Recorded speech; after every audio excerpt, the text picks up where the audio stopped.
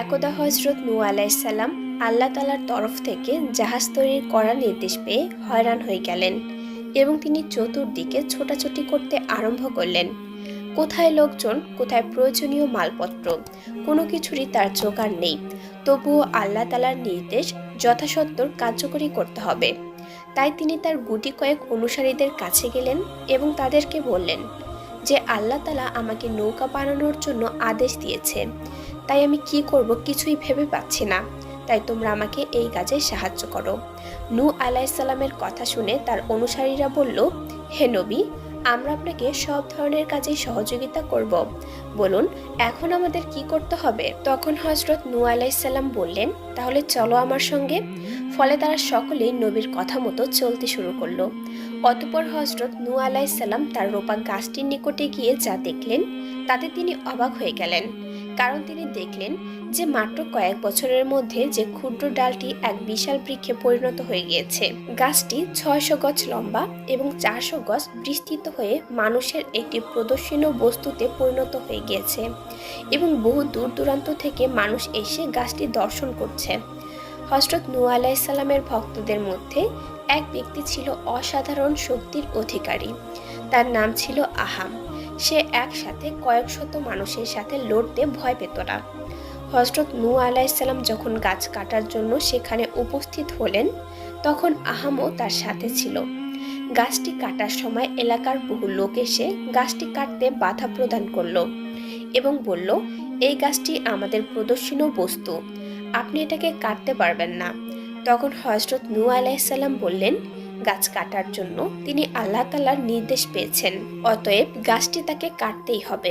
এমন সময় কতিপয় ছেলে এসে হযরত নূহ আলাইহিস সালামের হাত থেকে অস্ত্র কেড়ে নিল। আহাম এই দৃশ্য দেখে ছেলেগুলোকে আস্তে মেরে ফেলল এবং নিজ হাতে অস্ত্র ধরে অল্প সময়ের মধ্যে গাছটি কেটে ফেলল। এ অবস্থা দেখে স্থানীয় লোকেরা আর কেউ বাধা প্রদান করতে সাহস পেল না এবং তারা সকলেই সেখান থেকে পালিয়ে গেল।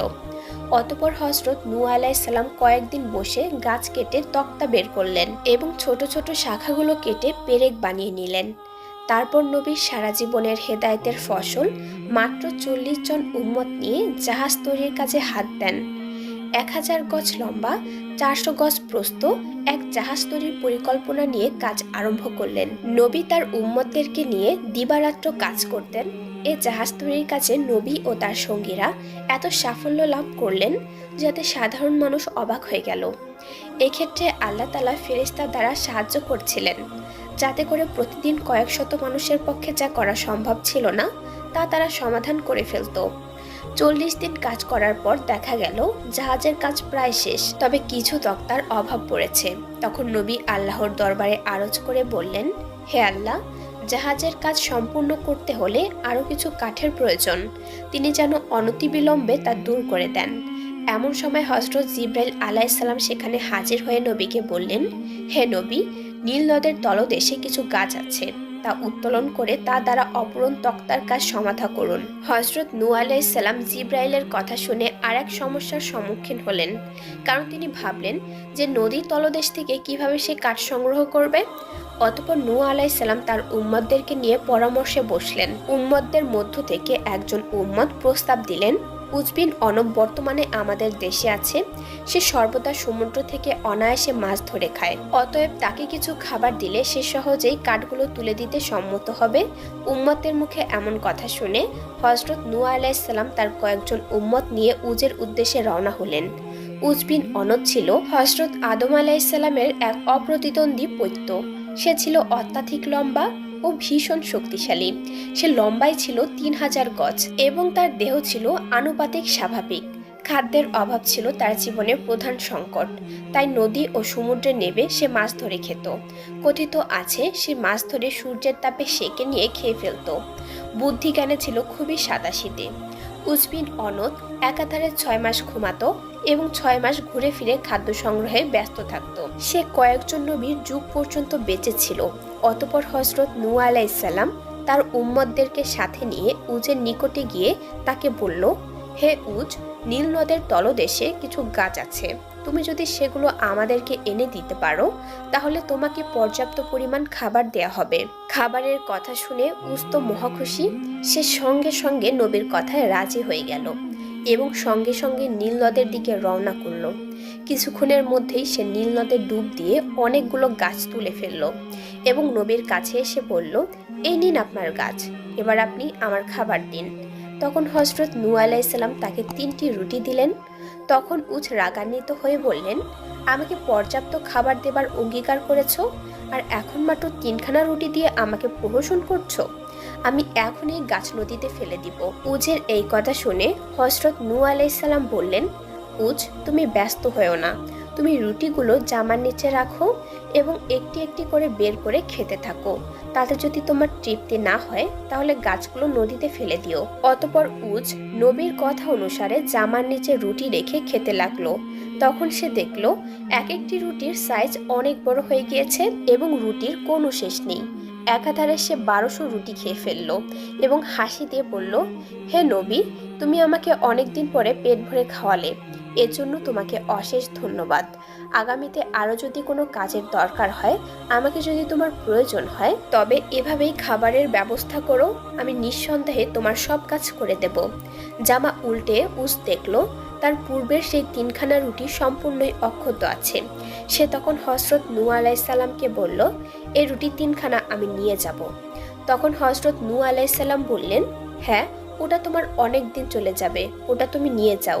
মনে রেখো, এই রুটিগুলো তোমার অনেক দিন যাবে। ফলে উজ খুশি মনে রুটি নিয়ে সেখান থেকে চলে গেল।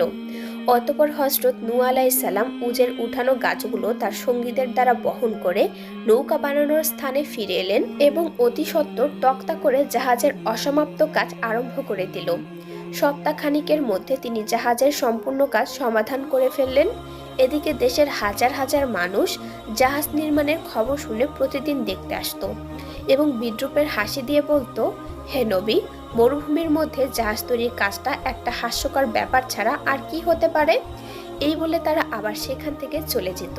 অতঃপর জাহাজ নির্মাণের কাজ সমাপ্ত করে হযরত নূহ আলাইহিস সালাম আল্লাহ তাআলার পরবর্তী নির্দেশের অপেক্ষা করতে থাকেন। এভাবে কয়েকদিন পার হয়ে গেল। হঠাৎ একদিন দেখা গেল কারা যেন রাতের অন্ধকারে জাহাজের মধ্যে পায়খানা প্রস্রাব করে সর্বনাশ করেছে।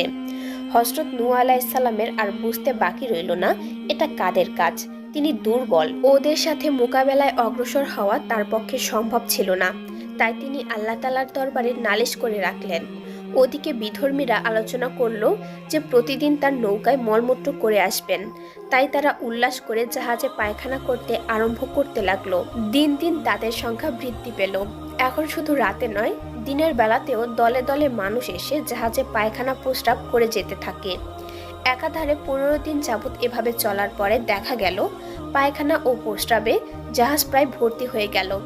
হযরত নূহ আলাইহিস সালাম মাঝে মাঝে এসে দূর থেকে দৃশ্য দেখে যান এবং বুক ভাসিয়ে কাঁদতে থাকেন। অতঃপর একদিন এক অন্ধ ব্যক্তি জাহাজে পায়খানা করার সময় পা ফসকে জাহাজের মধ্যে পড়ে যায় এবং মলমূত্রের মধ্যে একেবারেই ডুবে যায়।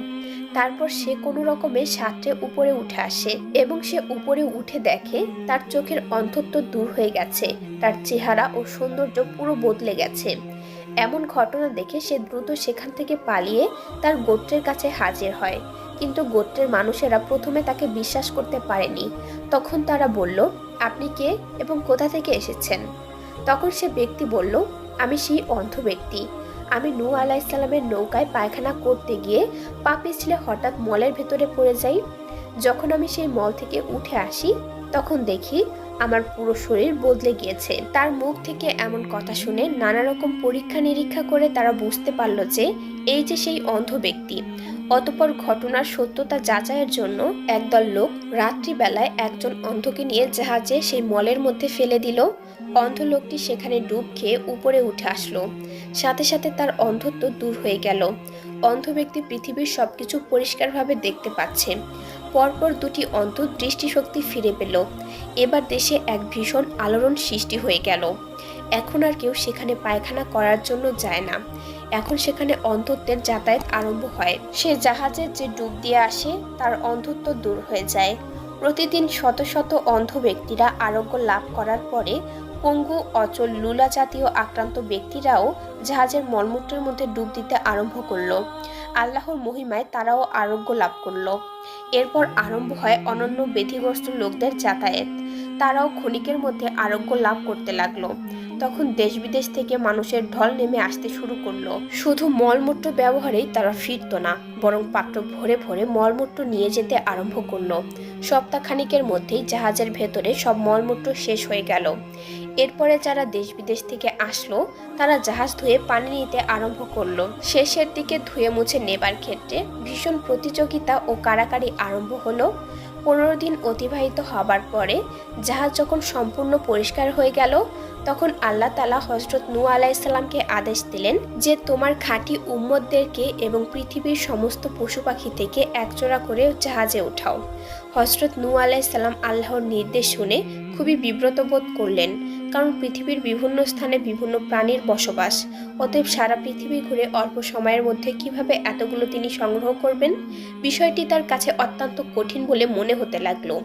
তখন জিবরাইল আলাইহিস সালাম নবীর কাছে উপস্থিত হয়ে বললেন, এ ব্যাপারে আপনি আদৌ চিন্তাযুক্ত হবেন না, আল্লাহ তাআলা এ বিষয়ে আপনাকে সাহায্য করবেন। এ কথা শুনে নবী আশ্বস্ত হলেন। নবীকে আরও বলা হলো, আপনি বিলম্ব না করে অতি সত্বর এ কাজ সমাধান করুন, কারণ কয়েকদিন পরে এক মহাপ্লাবন আসতে চলেছে, তাতে পৃথিবী তলিয়ে যাবে। অতঃপর নবী আল্লাহ তাআলার নির্দেশক্রমে নানা জায়গায় সফর আরম্ভ করলেন এবং সকল জায়গা থেকে সম্ভাব্য সকল প্রাণী বৃক্ষ সংগ্রহ করতে আরম্ভ করলেন। আত্মীয় স্বজনদের মহাবিপদের পূর্বাভাস দিলেন এবং জাহাজে অবস্থান গ্রহণের জন্য বললেন, কিন্তু আত্মীয় স্বজনরা তার কথার প্রতি তেমন একটা ভ্রুক্ষেপ করলেন না। ফলে তিনি সেখান থেকে চলে গেলেন। ইতিমধ্যেই দেখা গেল যে বন জঙ্গল থেকে বিভিন্ন জাতের প্রাণীরা কোনো খবর পেতে রেখেই জাহাজের নিকটে এসে ভিড় জমিয়েছে। হযরত নূহ আলাইহিস সালাম জাহাজের নিকটে এসে প্রাণীদেরকে তাদের নির্দিষ্ট স্থানে উঠিয়ে দিলেন। এর মধ্যে হযরত নূহ আলাইহিস সালামের আত্মীয় স্বজনদের সংখ্যা ছিল খুবই কম। এমনকি হযরত নূহ আলাইহিস সালামের ছেলে কেনান জাহাজে উঠতে রাজি হলো না। হযরত নূহ আলাইহিস সালাম বারবার তাকে বললেন, কিন্তু সে কোনো কথায় কোনো রাজি হয়নি। সর্বশেষে হযরত নূহ আলাইহিস সালাম ক্রোধান্বিত হয়ে ছেলেকে বললেন, ওঠ শয়তান, জাহাজে ওঠ। এ কথা বলার সাথে সাথেই সকলের সামনে দিয়ে ইবলিস শয়তান এক লাফ দিয়ে জাহাজে উঠে বসলো, কিন্তু কেনানের আর জাহাজে ওঠা হলো না। তখন তিনি নিরুপায় হয়ে আল্লাহর দরবারে আরজ করে বললেন, হে খোদা, তুমি একসময় আমাকে বলেছিলে যে আমার পরিবারবর্গকে ধ্বংসের কবল থেকে রক্ষা করবে, সে মর্মে আমার সন্তান কেনানকে রক্ষা করো। আল্লাহ তাআলা তার উত্তরে বললেন, তুমি আল্লাহর নবী আর কেনান কাফের, অতএব সে তোমার পরিবারবর্গের লোক হবার যোগ্য নয়, তার কথা তুমি ছেড়ে দাও।